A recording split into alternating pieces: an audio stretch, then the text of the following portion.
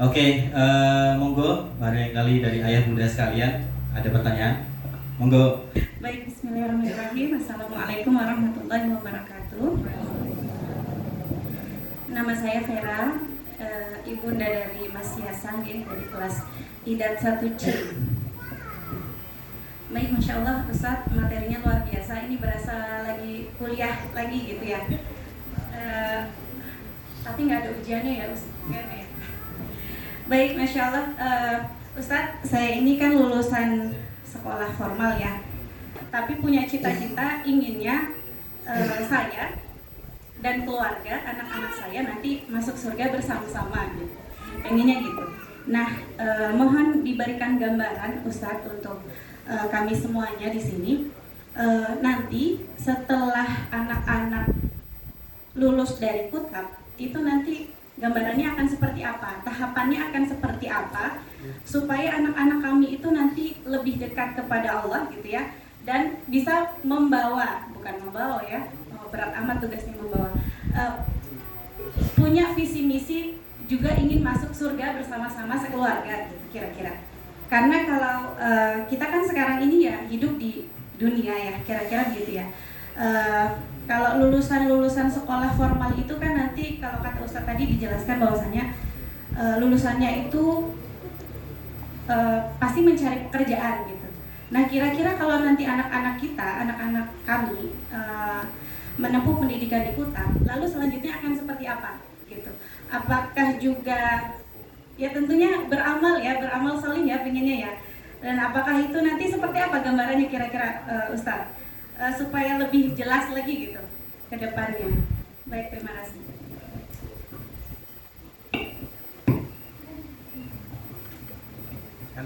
Ya. Terima kasih atas waktu yang diberikan. Assalamualaikum warahmatullahi wabarakatuh.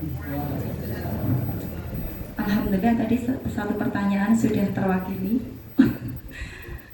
oleh pengertanya pertama. Nah, saya termasuk guru di sekolah dasar tapi alhamdulillah saya punya 3 orang anak itu yang pertama tidak berminat menyekolahkan di sekolah negeri walaupun saya guru negeri, dengan alasan yang pertama itu muatan agamanya kurang, jadi amaliyahnya kurang.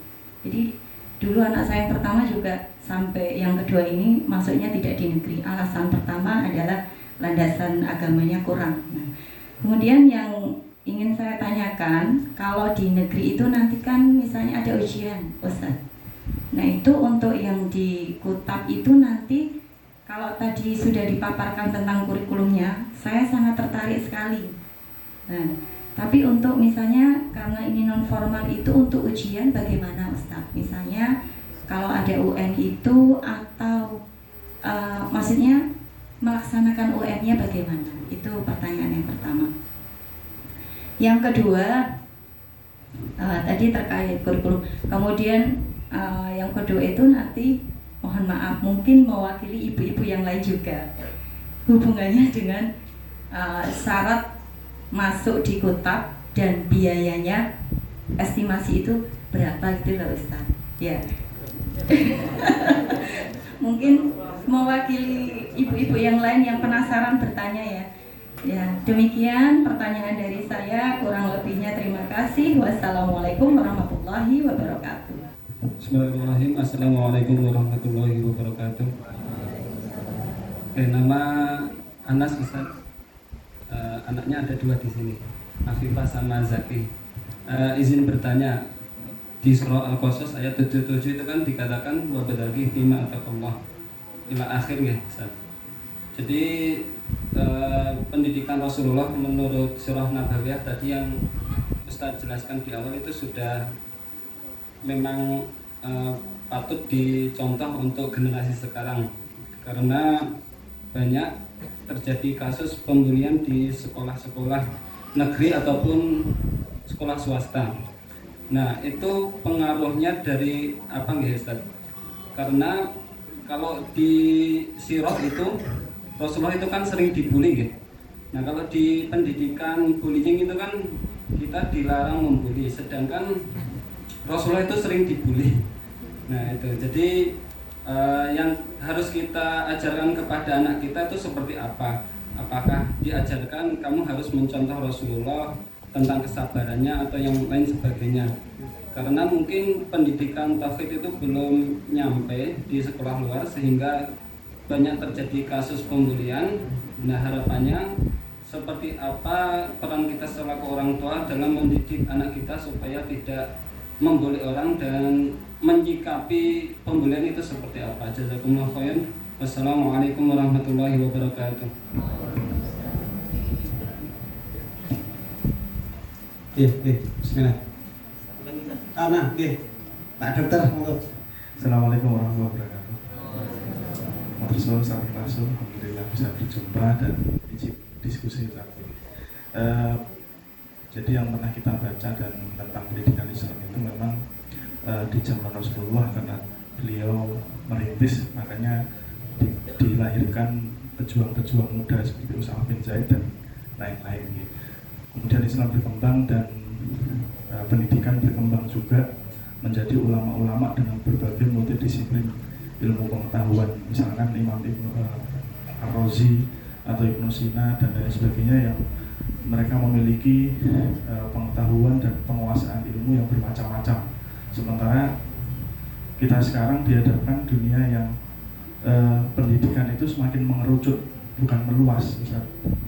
Jadi sebetulnya kalau kita nanti arahnya mau ke era kejayaan Islam dan keemasan Islam gitu saja, itu kita harus kemana ini, mengikuti pendidikan yang sekarang ini yang semakin mengerucut. Misalnya kalau saya di bidang medis itu spesialis terus subspesialis kan gitu. Nah kalau dulu menurut Ibnu Sina itu dokter, yo psikolog, yo filsafat dan lain sebagainya gitu, astronomi juga gitu. Yang pertama itu satu. Yang kedua, kalau zaman dulu setahu saya kesuksesan itu turun temurun. Jadi modelnya kalau simbah-simbahnya bapaknya itu pintar di bidang itu, maka akan diturunkan. Jadi keluarga Quraisy itu sampai jadi ayat yang dia seluruhnya pedagang kan gitu. Nah, apakah itu masih relevan untuk sekarang? Karena kalau sekarang zamannya wis anakku sakarmu harus dadi opo kan gitu ya. Biarkan nanti dia menemukan jalan sendiri kan gitu ya. Apakah benar seperti itu atau sebetulnya kita harus mengarahkan untuk sesuai track supaya maksimal tadi Ustaz? Mungkin ini sama terus. Assalamualaikum. Baik, jazakumullah khairan. Ya, Rasulullah itu menjadi teladan dalam berbagai hal, berbagai sisi. Bahkan Rasulullah pernah menceraikan istrinya, Hafsah. Apakah kemudian rumah tangga Rasulullah itu tidak pernah punya masalah? Oh, ada. Banyak, Mas. Dan Rasulullah pernah bercerai. Tapi bukan kemudian, Rasul kan tahu cerai. Apa gak bojoku? Enggak gitu. Jadi yang dicontoh-contoh itu maksudnya ketika Rasulullah menceraikan Hafsah, itu berarti itu dibolehkan. Nah, kita merujuk gitu lah. Iya. Nah, maka terkait dengan apa yang dialami Rasulullah ketika beliau berdakwah di fase Makkah, mendapatkan bullying yang Masya Allah luar biasa, itu apa yang kemudian kita ambil contoh berarti adalah sikap dalam menghadapi bullying. Qadarullah kok kemudian anak kita itu kena itu, maka sudah punya sikap apa yang harus dilakukan. Tadi itu sabar, defense, sampaikan kepada guru, jangan ditangani sendiri. Nah, itu yang saya ajarkan kepada anak saya. Nah, ketang anak saya tahu kepruk-keprukan sama temannya. Pernah ya pernah. Iya, pernah. Jadi ini namanya anak-anak Pak. Kalau kemudian mereka berselisih, bertengkar, berkelahi, gebuk-gebukan misalnya, itu nyuntulung titip, nanti orang tuanya jangan ikut-ikutan rame. Anakmu kurang ajar, lah itu yang dari cacilik yang ngerti. Ngajar biasa anak kayak gitu. Dan saya pernah mengalami itu. Ketemu dengan nunggu anak saya nggak pulang-pulang, di samping saya ada bapak-bapak juga nunggu anaknya nggak pulang-pulang. Keluar, ini Pak tadi rumah iso bertengkar sama Zaki. Tok apa keno? Tak koper manggusan. Wah, anak itu dengan gelut. Tapi gimana enggak? Ya enggak apa-apa lah. Biasa anak-anak kami pulang. Habis itu para ibu bertindak. Apa tindakannya ibu-ibu? Dihubungi ibu satunya. Istri saya menghubungi ibunya Zaki. Ngapunten tadi anak kita gimana? Sakit apanya? Oh biasa kok anak-anak. Enak kan? Jangan orang tuanya ikut menyala bang. Nanti ribet itu. Jadi bullying biasa Bu, maksudnya biasa itu ya kita jenengannya bocah kayak banget kan nggak bisa atau diawasi terus menerus. Nah yang kita usahakan adalah itu tadi Pak, kalau kemudian untuk mencegah itu terjadi, semuanya itu tidak akan pernah lepas dari sinerginya antara sekolah dengan orang tua. Orang tua ngerem anaknya agar tidak membuli, sekaligus dia mengajarkan anaknya kalau kebetulan Pak kemudian mendapatkan perlakuan yang nggak baik, ya berarti dia harus sabar dulu. Gitu. Sabar, matur sama ustadzahnya, nah biar itu diselesaikan di sekolah. Kalau nggak perlu dengan orang tua, nggak usah dengan orang tua. Nek perlu anaknya itu yang menyelesaikan, dibimbing ustadz dan ustadzahnya. Nggak usah sampai tinggi. Nah kalau nggak bisa baru ke atas. Nah maka pendidikan akhlak itu ditanamkannya ya sejak mereka sangat-sangat dini. Karena pendidikan takdib itu ya Pak Bu, pendidikan adab itu tidak bisa secepat mengajari 12 tambah 14. Itu sekali bisa dan terus ingat Pak Bu. Tapi kalau adab itu kalau tidak dilatih terus itu tidak akan terbiasa nanti menjadi satu habit. Nah maka perlu bi'ah Pak Bu, perlu lingkungan yang mendukung. Nah disitulah Bapak Ibu perlu milih sekolah yang selektif. Gitu. Jadi ditontonnya kalau Rasul apa? Ya berarti kesabaran beliau. Doa beliau, mendoakan temannya yang bully. Ada nggak diajari? Nah nanti kalau kamu dibully teman, kamu doakan temanmu yang baik-baik ya. Kamu kan terdolimi. Gitu caranya. Ya, nah itu yang pertama. Kemudian Pak Dr. Azam, pertama terkait dengan universalitas. Kalau kita itu pendidikannya makin lama makin fokus menuju ke satu arah tertentu, bidang keahlian tertentu. Ya betul. Tetapi gini, sebagai seorang muslim itu pertama lifelong learner. Jadi belajar itu tidak berhenti di ruang kelas atau classroom.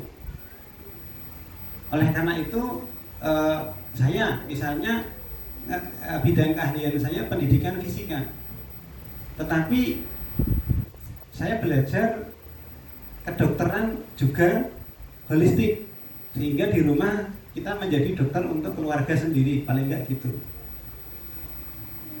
Pengobatannya dua, medis non medis. Dulu ketika saya mendapatkan permasalahan dalam diri saya, Pak Dr. Azam itu yang rukyah saya. Sampai kemudian saya belajar banyak dan ganti dapat pasien. Kemudian hal-hal yang sifatnya keahlian-keahlian dalam kehidupan itu skills Pak Dokter ya. Jadi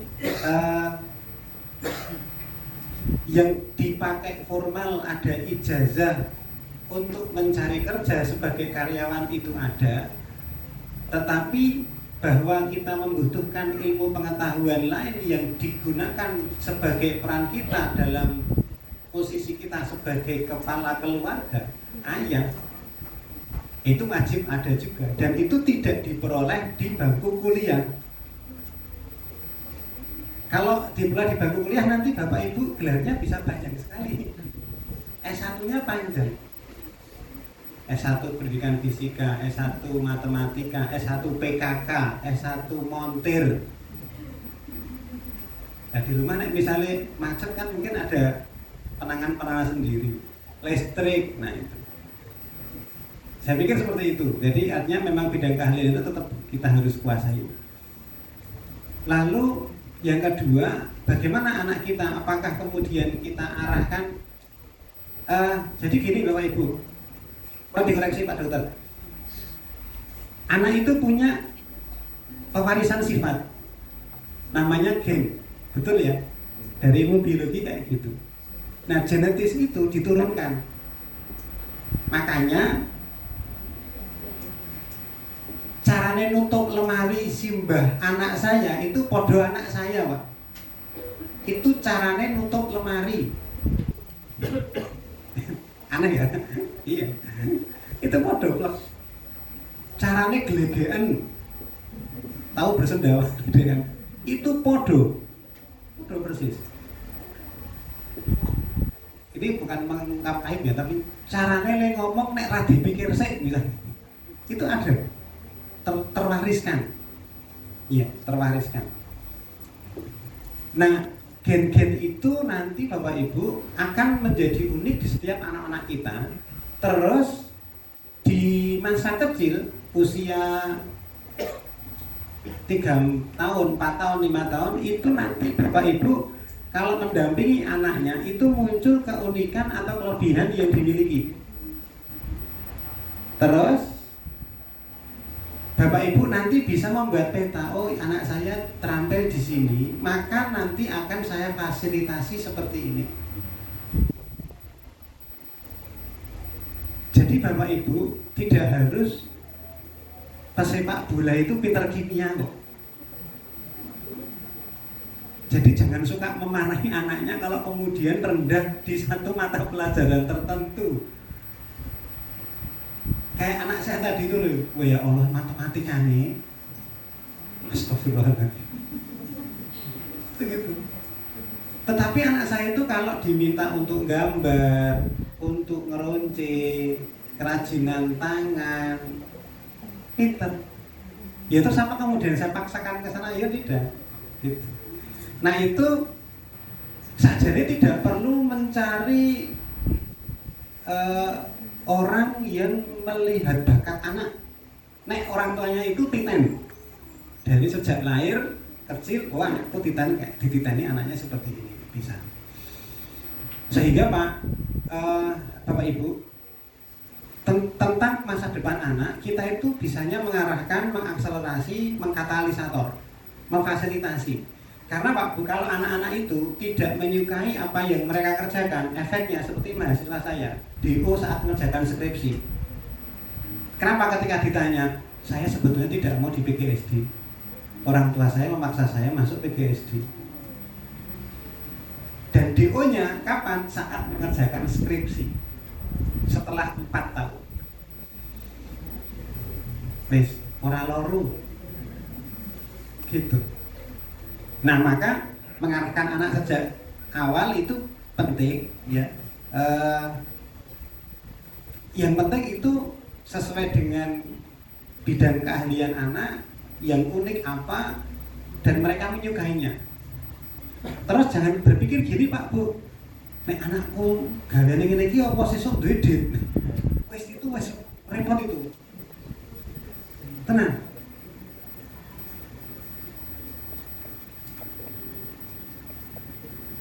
Saya punya tetangga lulusan SMK. Kui ngumroh ke bapak karo mertuane. Dan dia sendiri umroh. Totalnya berarti 1 juta kan? Lulusan SMK. Yang waktu itu saya tidak mau nikah kalau jenengan tidak nyarikan saya jodoh. Ngomong ke saya. Akhirnya tak golek ketemu nikah punya anak gaweane upload status bakulan emas. Jadi dia ke Jepang, lulus SMK, magang di sana, bekerja, dapat pesangon dari kementerian itu 100 juta. Nah yang 100 juta digo kenaan emas, sampai sekarang itu berjualan, jualan emas, dan pernah ngupload status itu sekilo Pak.